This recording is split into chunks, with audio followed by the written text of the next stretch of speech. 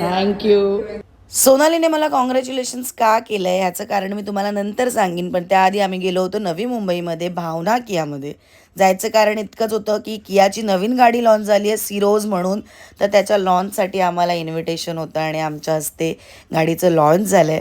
आणि माझ्यासाठी एक वेगळा एक्सपिरियन्स होता की मी कुठल्या तरी गाडीच्या लॉन्चसाठी गेले आणि छान असं खूप बरं वाटत होतं. आम्ही छान तिथे उत्सव मूर्ती होतो आणि इतकी अमेझिंग गाडी आहे ना ती की मी प्रेमात पडले बघितल्या त्या गाडीच्या.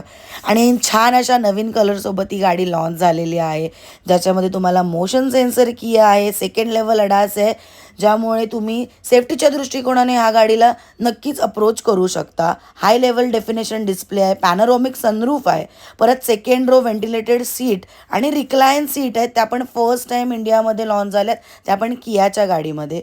आणि खूप छान स्पेस आहे, सुंदर गाडी आहे, नक्की आवर्जून तुम्ही घ्या. सगळे मराठी मुलं मुली आलेत, खूप बरं वाटतंय. खूपच कमाल आहे. सिरोज केली आहे, बुक झाली आहे.